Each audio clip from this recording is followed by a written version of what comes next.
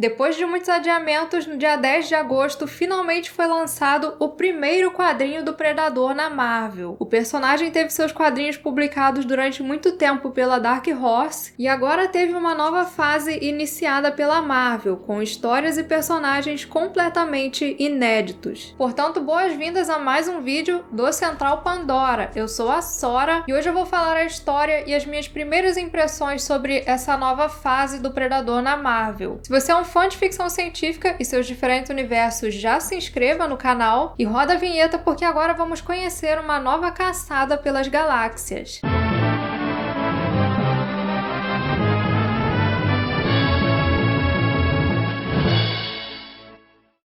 Buscando estabelecer um cenário que pode coexistir com as histórias do cinema, o roteirista Ed Brisson optou por jogar essa nova fase do Predador para o futuro, para um momento em que a humanidade já consegue viajar pelas galáxias e está colonizando diferentes planetas. Passada no ano 2056, ela começa com um embate entre dois predadores em um planeta distante que acaba de uma forma um tanto inesperada. Após vencer o seu oponente arrancando a cabeça dele de forma brutal, o vencedor retira sua máscara revelando não ser um Yautja, mas sim uma mulher humana. Mas quem é essa mulher e por que ela estaria caçando um predador? Através de flashbacks, o quadrinho vai então nos apresentando o passado dessa personagem e a sua grande motivação para ter se tornado uma caçadora de predadores. Tudo começa no ano 2041, em uma missão de colonização da Astar Industries no planeta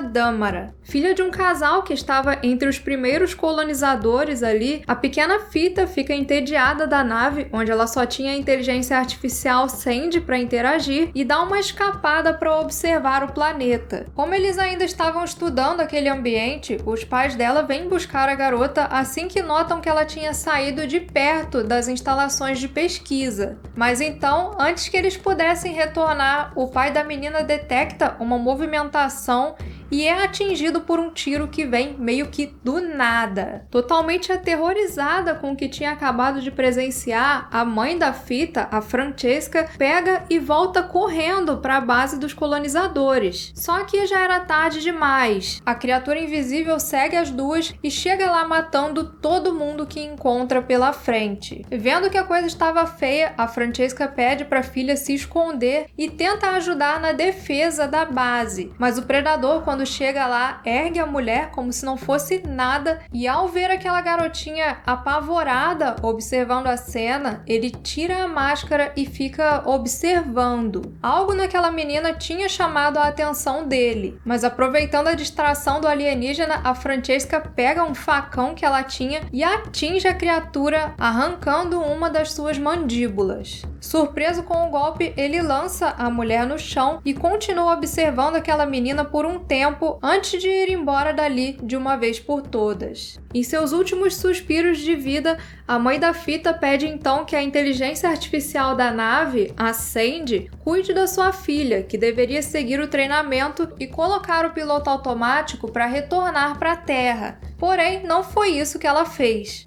Sozinha e destruída por dentro após ver todos que ela amava morrerem no ataque do predador, Fita dedicou os 15 anos seguintes da sua vida a aprender sobre aqueles alienígenas e caçar eles, se tornar um pesadelo para eles, assim como eles tinham se tornado para ela. Seu objetivo final era encontrar o predador de 3 mandíbulas que tinha matado a sua família. E aquela no início do quadrinho era uma dessas caçadas. Depois de matar o predador e se frustrar porque não era o que ela estava procurando, a caçadora sai no planeta em busca de recursos e armamentos antes de retornar para a nave. Mas nessa busca, ela se encontra com o povo de lá, uns alienígenas que, vendo aquele monte de equipamento de predadores, não recebe ela de forma muito amigável. Assim, ela logo deixa o planeta e retorna para a segurança da nave, que é a mesma do início da história e é comandada pela sua velha companheira Sandy. Sandy. Apesar de ser um momento breve, esse encontro com os alienígenas é interessante porque ele apresenta um conceito básico do personagem, que é o fato dele usar a galáxia como área de caça. Para quem já acompanha o antigo universo expandido, isso com certeza não é novidade, mas agora, com essa nova fase, pode chegar um público novo, seja por causa do filme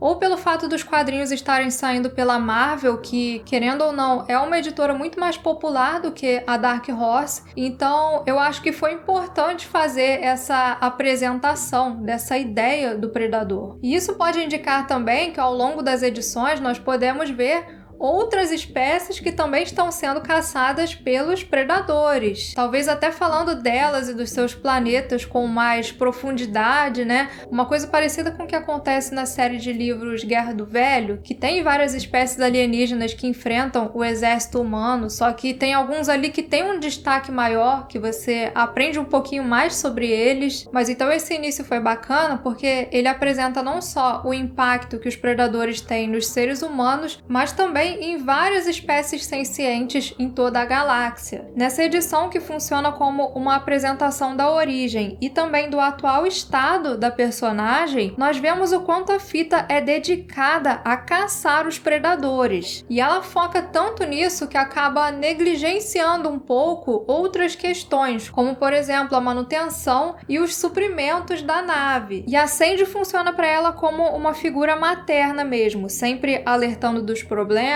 puxando a orelha quando necessário, mas também mostrando compaixão diante dos conflitos da fita. No interior da nave vemos que ela é uma caçadora já bastante experiente, com máscaras de predadores exibidas como troféus, e tem também um meio bastante efetivo de encontrar a sua próxima caça. Na quarta caçada que fez, a fita saqueou a nave de um predador, como de costume, e lá ela descobriu um dispositivo que eles tinham nas naves com várias informações sobre os Yautja. Apesar de não ter conseguido decifrar tudo, ela encontrou nesse dispositivo relatórios de viagem, o local de partida e destino de várias naves e também as rotas de caça de vários predadores. E por esse dispositivo, então, ela consegue verificar que aquele predador que ela tinha acabado de matar estava no seu 6º planeta. Essa é uma informação muito importante porque, conforme é estabelecido nesse quadrinho, esses predadores solitários caçavam em rotas específicas em ciclos de 10 anos. E quando um desses predadores era morto,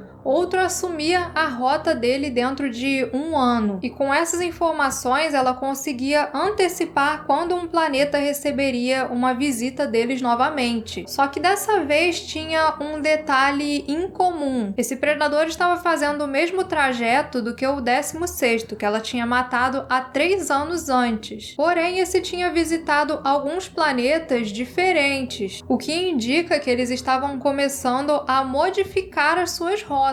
E aí fica a pergunta, né? Por quê? Será que eles perceberam que estavam sendo caçados? De qualquer forma, agora ela tinha problemas mais urgentes para resolver. Os estabilizadores gravitacionais da nave estavam a ponto de pifar de vez. E a única opção era parar em Port Medway, no planeta Tusket, para pegar as peças necessárias para o conserto. Só que tem um detalhe. Port Medway era um posto avançado da Astar Industries e elas sabiam que não seriam bem recebidas ali, já que a Sandy era uma propriedade da empresa e a fita, uma fugitiva que tinha causado problemas por lá, não tinha muito tempo. Mesmo assim, as opções eram ir para lá ou desaparecer no espaço para sempre. Então, elas partem para Tusket. Chegando lá, a nave entra em pane e a Sandy precisa desligar vários sistemas, incluindo ela mesma e o piloto automático para a fita conseguir pousar em segurança. Ela começa a se sentir extremamente desamparada. Primeiro porque pousar naves não era o forte dela. E segundo porque ao ficar sozinha naquela situação de total insegurança, ela começa a se lembrar do do trauma que foi ficar frente a frente com um predador pela primeira vez. Por fim, as coisas dão certo na medida do possível, ela consegue pousar em relativa segurança em Tuskegee. Relativa segurança que eu digo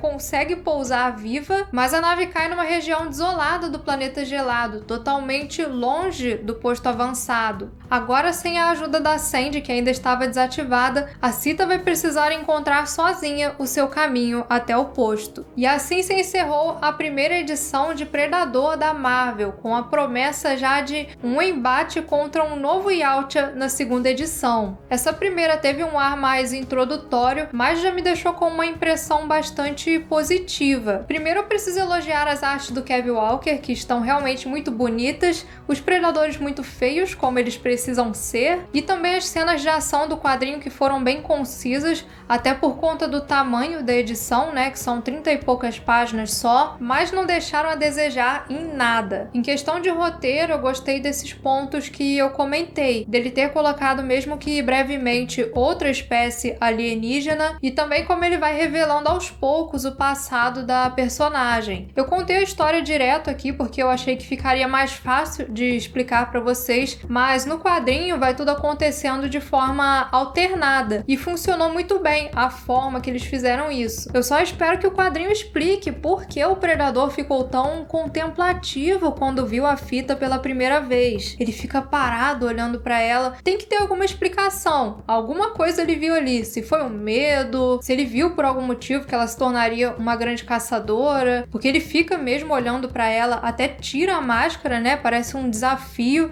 Só que é aí que a Francesca consegue, lá na peixeira, arranca a mandíbula do predador. Ele não ter matado ela é compreensível, porque ela era uma criança e ainda não era um desafio para ele. Mas que ele viu alguma coisa, ele viu, e eu espero que a história realmente explore isso. Não coloque como um fato isolado, porque seria estranho. Enfim, eu fiquei animada com essa primeira edição. Gostei bem mais do que a do Alien, até, que tinha uma história bacana, mas uma arte bem ruim. Aliás, eu pretendo em breve falar sobre a nova história de Alien que saiu aqui no canal, mas enfim, comentem então aí quais são as suas opiniões, quais são as suas expectativas para essa nova fase de Predador na Marvel. Lembrando que eles já falaram que não vai ter crossover, nem com o Alien, nem com outros personagens da Marvel, o que eu acho ótimo, porque assim, Alien vs Predador é legal, rendeu em algumas histórias boas, só que a maioria dos crossovers com outros personagens, principalmente com super-heróis, não ficaram tão legais assim. Poucos são os que salvam. Dos que eu li, eu só gosto bastante mesmo do primeiro Batman vs Predador, esse é realmente muito bom, e do primeiro do Alien e do Predador com o Juiz Dredd, eles separados. Aquele outro norte-americano